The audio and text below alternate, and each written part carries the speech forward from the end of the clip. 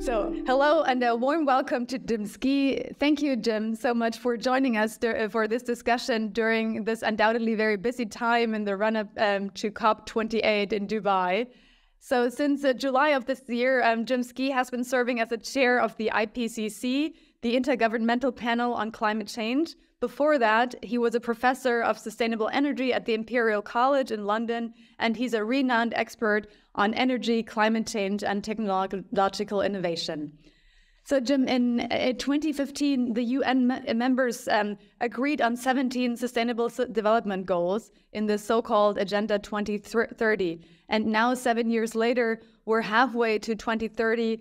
But UN Secretary General Guterres recently said that we're nowhere near achieving the SDGs and that we've lost 7 years. What is your assessment? Where do we stand with regard to the SDGs? Well, just to say, obviously IPCC is about climate change, and climate action is just one of the 17 Sustainable Development Goals, and that's the one in which we can really comment with some authority. So basically, I think I have to say progress has been disappointing.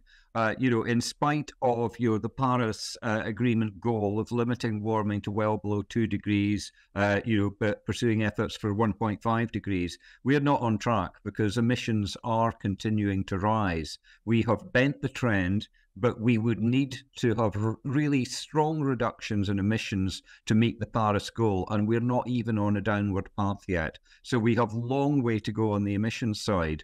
And there was a recent report, I think from the UN just yesterday, pointing out the huge gaps on the adaptation side, because obviously climate change is underway and we need to adapt to it, but we're not making the investments, we're not making the preparations that we need. So at least on that one Sustainable Development Goal of climate action, we are a long way off track. And it's not something we obviously follow in detail, but my understanding is we're also well off track on the other goals as well.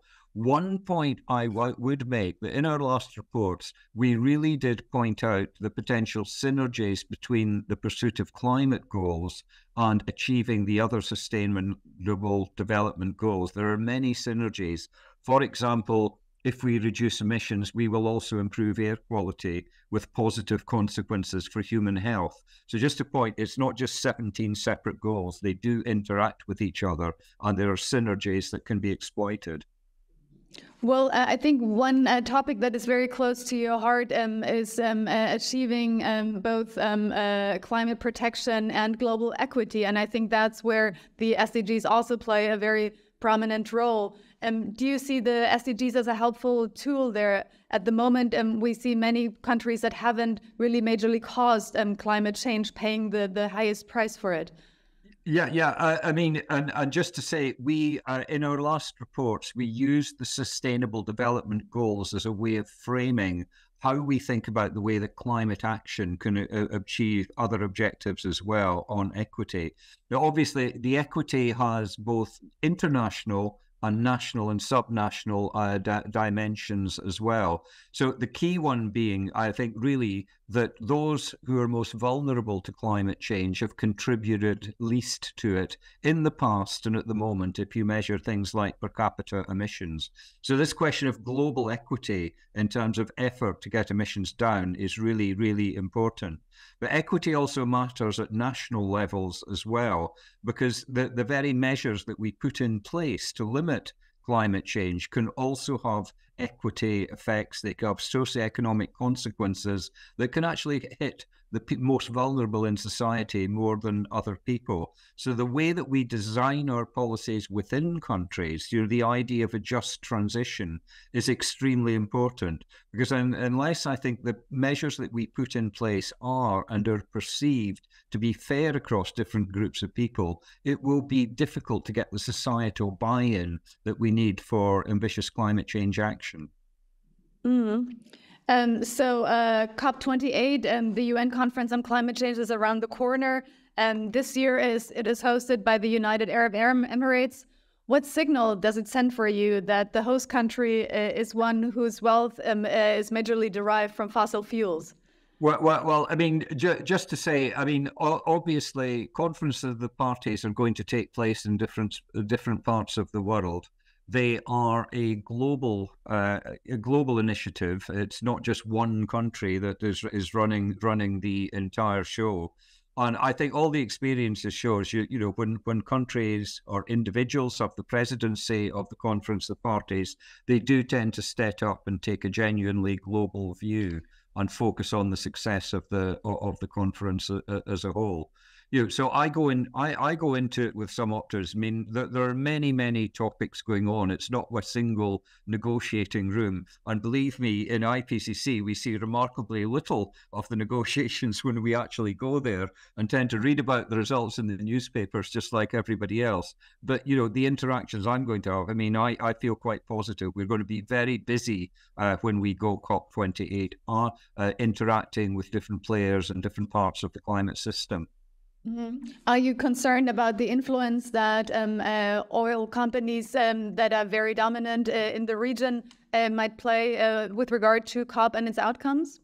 Well, I mean, as I say, I mean, we take an entirely global view on this. And just to say, climate action will only be effective if it engages all the stakeholders together. So I think it is important, when we go to different COPs, we go to different parts of the world, we go to Europe, Asia, Latin America, etc. And it's inevitable that COPs are going to take place in different parts of the world, reflecting the diversity of different countries. So there's nothing, I think, that I find particularly troubling about being in any particular place. It's a global event. It's not an event for one particular country. One issue that has been very contentious is the use of planes flying around the world. So with a COP, you of course have thousands of people now traveling by plane to a certain place. How useful are these conferences in person, and what are your hopes for this particular one? Yeah, well, obviously for IPCC, the subject of air travel is one that we have to think about because we need to meet as well. I think generically, the approach is think very carefully about which meetings need to take place physically and which ones do not. And actually, we ourselves learned quite a lot of lessons during COVID about what can and what can't be done physically. But just to say, some physical meetings are absolutely unavoidable if you're going to participate in global activities. The question is how you go about it. I mean, for example, we do it by trying to combine meetings so that when you go to one part of the world, it's there for multiple purposes. So you kind of double up. And where it is not possible to avoid flying, I think all of us try to engage in offsetting activity. I know that's controversial, and I think there's no perfect way of doing that, but we do try to choose the least problematical ways of offsetting, if I can put it that way, to account for our activities. We've seen a war now in the Middle East. How concerned are you that leaders will find it difficult to focus on climate policy with the context of the war in the region? Well, I mean, I do think that, the governments are large and complex organizations, and they can't think about more than one policy issue at the same time. Obviously, there's a question about the attention span of those at the very, very highest levels of government on what priority they might give. But I don't see any evidence of a slackening up at the level of individual ministries. For example, they have their jobs to do on climate change, and they're continuing to go on and do these jobs. As I said at the beginning, there's a lot more work they need to do because we're a lot off target. But there is attention, I still think, still being played, to climate issues. But these wars, for example, the war in Ukraine, do influence political decision-making on a global level. We have sanction regimes, for example. We have high tensions between certain countries. How is it possible to strengthen climate cooperation despite these difficulties and these tensions between many of your member countries? Yeah, but I mean, if we think about it, the amount of collaboration and conversations going on has not really diminished in the climate sphere, as a result of it that I'm aware. I mean, IPCC is a global organization, and we have continued to operate right through, all of the difficulties that we've seen. I think a lot of the questions that come up is whether For example, increasing concerns about energy security, for example, have distracted attention away from climate policy. But it's worthwhile saying that many of the things that you would do to advance climate ambition are also things that could improve energy security by making countries more self-sufficient. If we expand renewable energy tends to be located in the place where it is consumed. And all the evidence we have from our scenarios is that a world in which you pursue ambitious climate policy is a one in which there is less energy trade and more energy independence. So I think there's some synergies there as well. Can you shed some light on how work is being done, for example, with scientists from Russia or from China, where tensions are especially high with the West at the moment? Well, all I can say is that IPCC, for example, continues to operate with the participation of all of its member countries. And I wanted to follow up on the topic of energy and security that you just mentioned.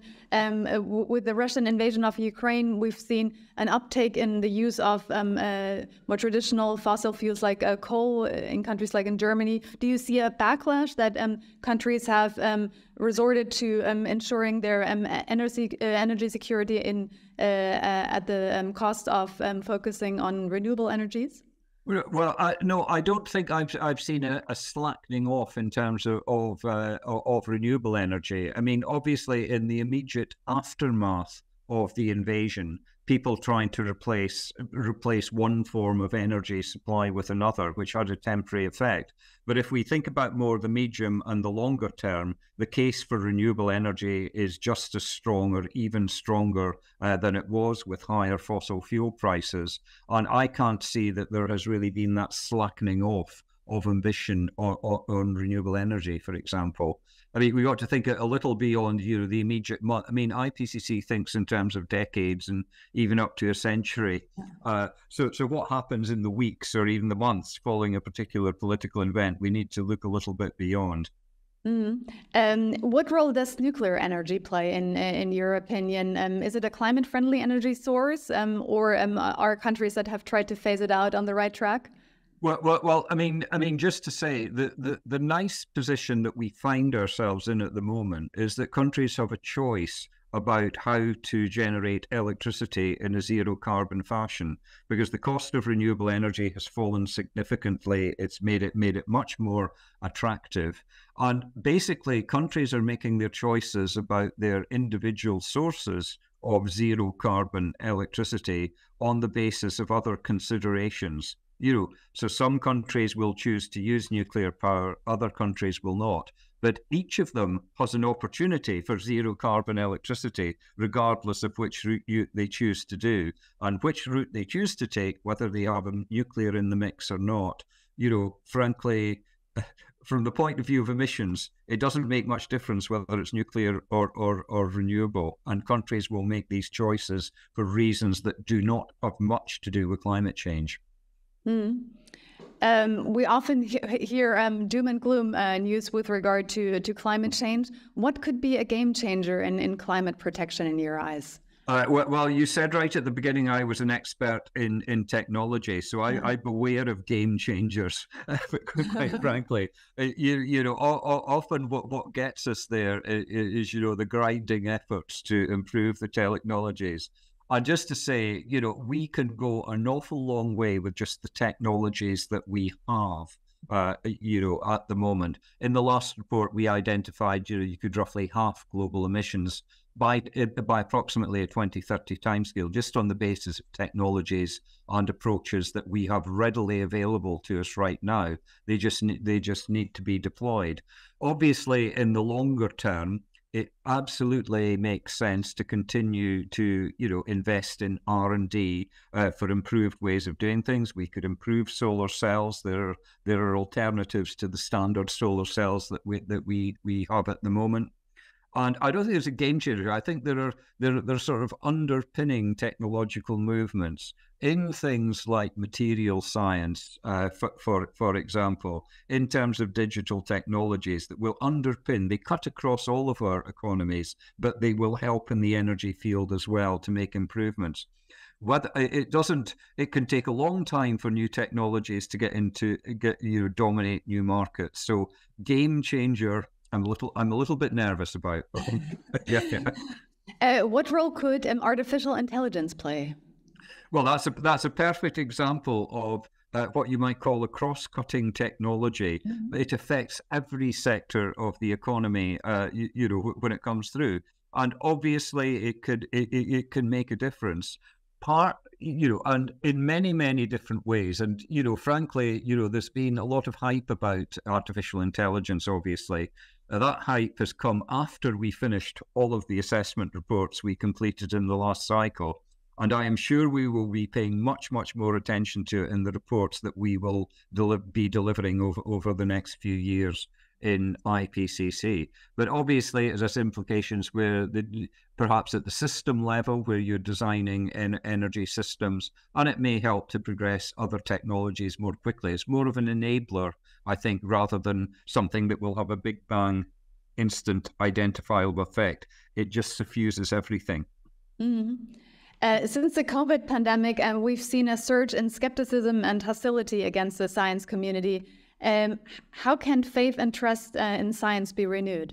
Well, quite frankly, I just think we have to plug away at it. And in IPCC, we try to take a very sort of measured view of where we are, and we are facing really severe risks from climate change. But we will always in IPCC sort of phrase it in quite a careful way to try to get the message over.